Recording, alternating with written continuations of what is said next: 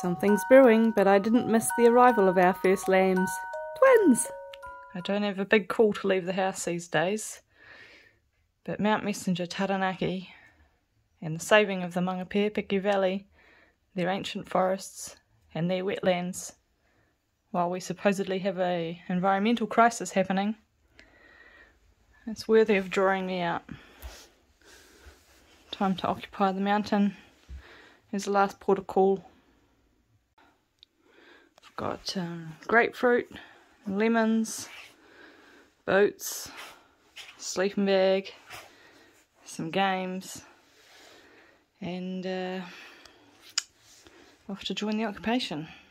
We think this is where the bus will stop in our tiny 2-street town. It turns out it was a small bus and trailer, but that is where it stopped. Anyway, phase 1 complete, and I'm breaking my journey up with friends in Napier. Remnants of the full moon light my path forward. I didn't quite capture Saturn just to the left, but a beautiful morning starts my full day of travel ahead.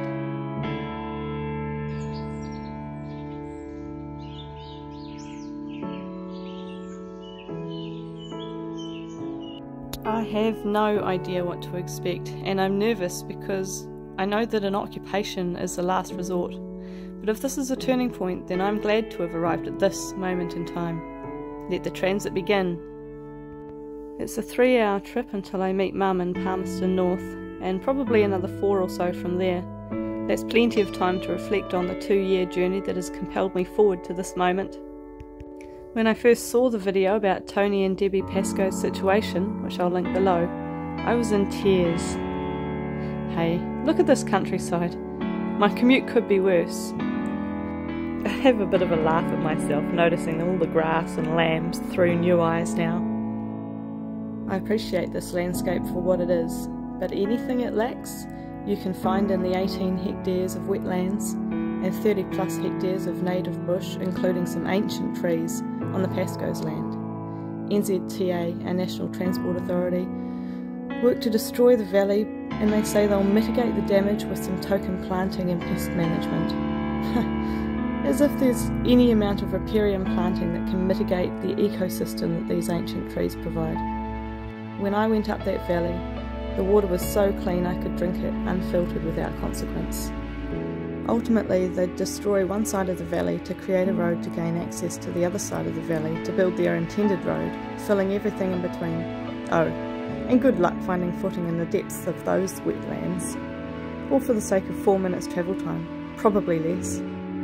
This will be a united occupation, initiated by some members of the Ngāti Tama and Potama iwi, joined and supported locally by stakeholders like the Pascoes, and candidate for Taranaki Regional Council Chris Wilkes, and nationally by people like you and me, representing 700 members in the We Stand With You social media group and 18,000 plus signatories who signed a petition against this route option. We have united to say no. I met up with Mum and we made a quick pit stop halfway. I'd been surprised and impressed at how quickly she had agreed to come and occupy with me, but it wasn't her first involvement with this cause. NZTA filling the endangered bat roasts with builders expanding foam really got her committed. What an atrocity. These bats were even Forest and Bird's Bird of the Year at the time. Mount Taranaki appears and somehow the air feels different in this part of the country. It's been a long day of travel and daylight slips away as we wind our way to Tongaporutu.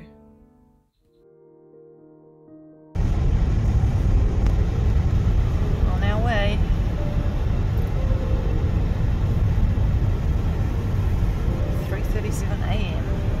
After a snooze, we joined the convoy, 7 vehicles and 15 people, present and prepared to commence this occupation. We had our first win, gaining site entry and occupation safely and peacefully in what must have been less than 10 minutes. Full moon looks great. Our first order of business was to build the long-burning fire. Ahi Taumata, the defensive fire.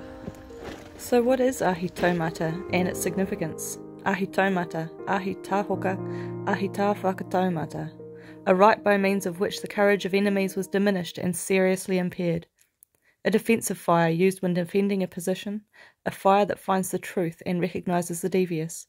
Performed at the early dawn only by men, but gives strength and resilience to the wahine, or women.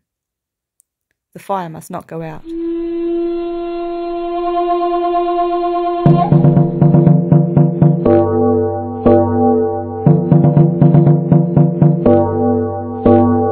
I saw cars turn up. I'm running with the camera. Yeah. We're not even allowed to talk to you.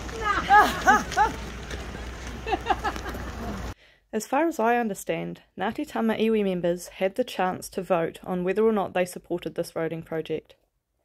As part of being informed, they were explicitly told that the top of the mountain would stay intact.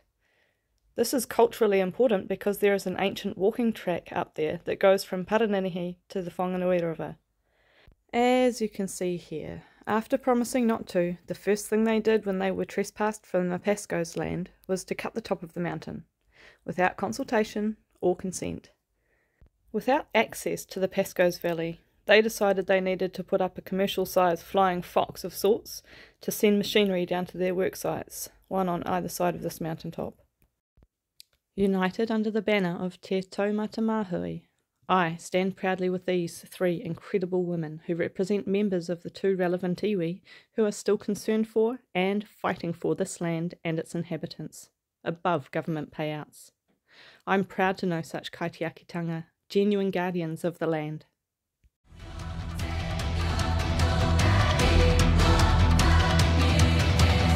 Right, so we've come here to open this building up, okay, to start our generator. Oh, yeah.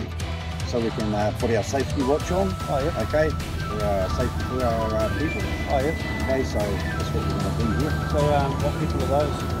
Those are our people. No, what people are you planning on keeping safe? Our people that work on site. Oh yeah, so this is no longer a work site, mate.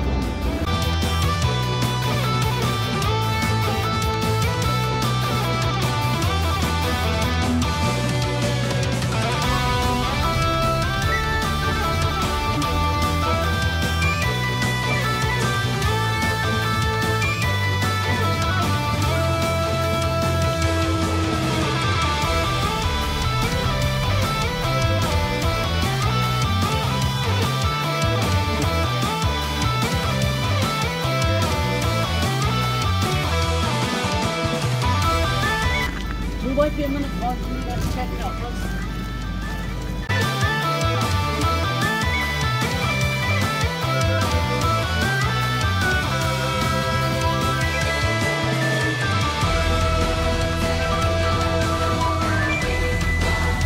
Okay, so we don't want to waste energy arguing or anything, so trying to keep this peaceful as we can.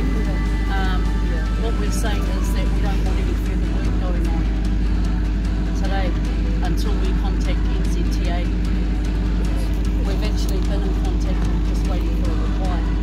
Yeah, we have been trying to make it, but like it is a shame that it's come to this, and we have not been with us to discuss it. So we think it's just Don't forget where we stand, though. We're the workers on site. we've shut down the work today, and we anticipate meeting with NZTA to, like it, you know, it's a shame that it's come to this, but it has.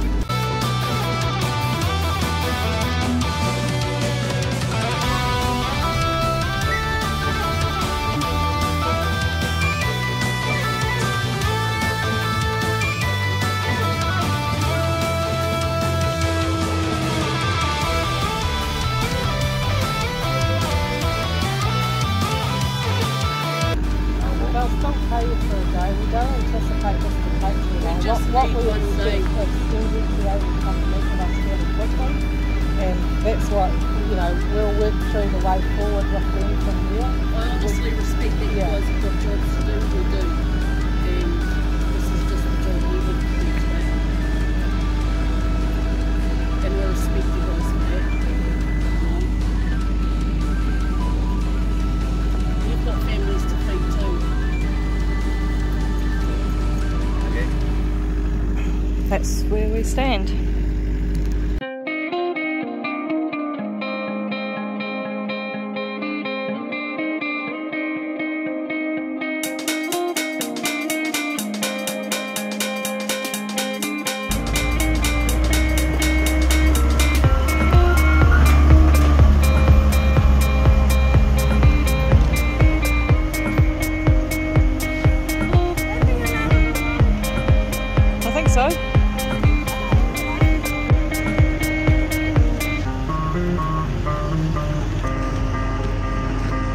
on their way out.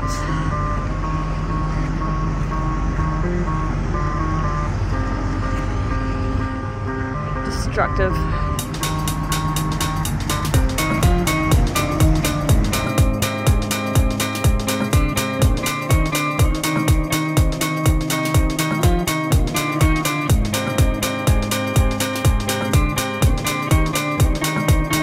Tony has arrived with pellets. Hey! You come to keep us warm? Hi! The good folk of Mangapepeke Valley come to support us in our occupation where we're supporting them.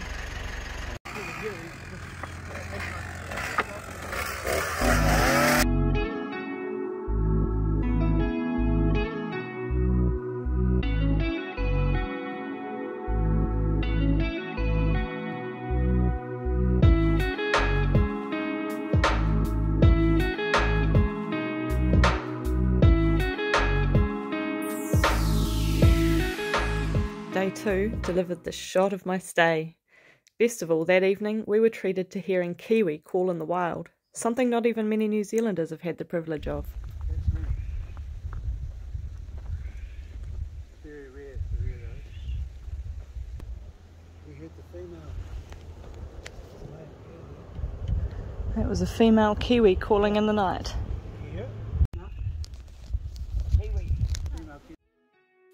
By day 3, we had our tikanga, or rules, up on display. We are a distinctly peaceful, focused and organised collective of concerned stakeholders. You know what, there is a solution and we're advocating for it. Option Z, held back from the courts and found out about by us through official information request. Essentially, it means upgrading the existing route. But it comes in at about $100 million cheaper for the taxpayer and only about a quarter as destructive as the other option, whilst still providing jobs to locals. Every day the camp continues to be upgraded and developed. This is where we store some of the food. This is our wharekai, our kitchen.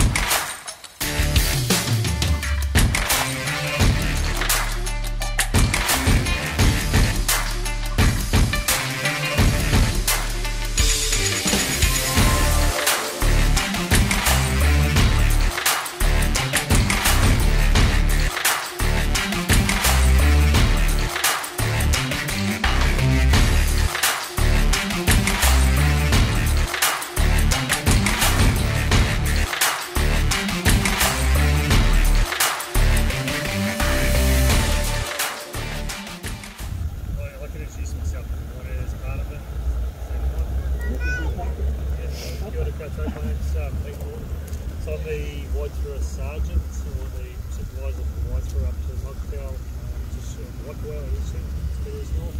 So pretty much I've come today basically just as an observer and to keep the peace as far as what's happening at the moment. So the police are very impartial in this and we want to remain so as far as that, okay? So we just want to make it clear that we don't take any sides of what your concerns are or what Kotahi or your alliances are. So we're very much here to keep the peace and make sure everyone's in a safe environment.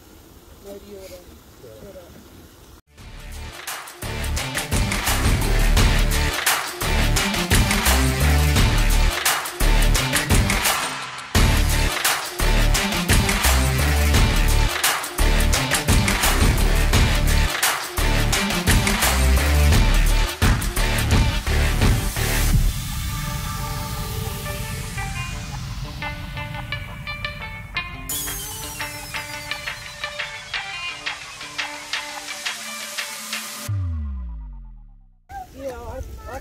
actually appropriate to have the discussion here on the land, and I do see it like, as far as a neutral venue goes, there shouldn't be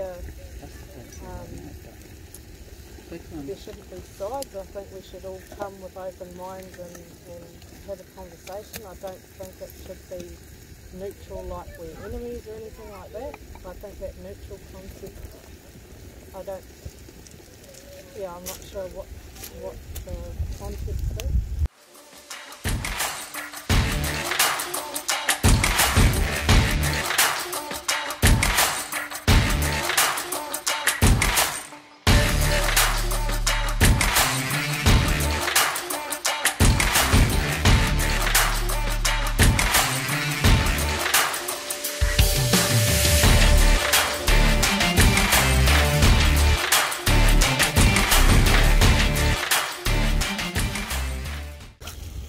My old man always said, son, when you go to the butcher shop, make sure you talk to the butcher, not the bluff. And no disrespect to yourself. That was his analogy. I tend to agree with him.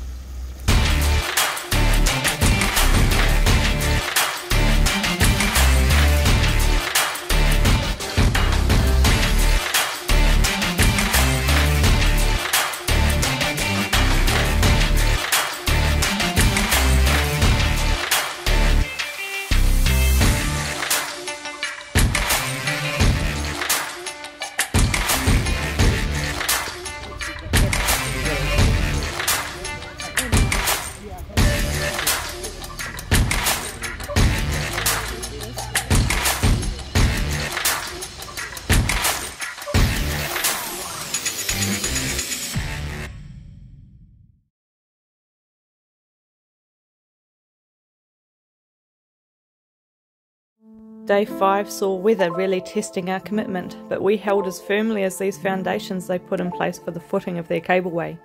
We could have, but didn't sabotage them. We were paid a visit by one reporter, Robin Martin, who has been following this story for years, one of the few putting out balanced stories. It's never felt so right to do something so new to me as this occupation, and I was torn up having to return home to my farmlet lambs and garden. I spent my last night with Tony and Debbie, but my phone was dead and I didn't have a charger, so these nature pics are the last of what I got. In the weeks after I left, the camp developed nicely, and with the help of police, we managed to organise a meeting between all parties finally. Hours before that meeting, all parties except the occupiers and police pulled out. This is how the system ignores valid grievances.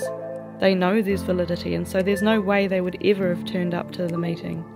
Sadly, it's taken me so long to edit this clip that the occupation has actually ended.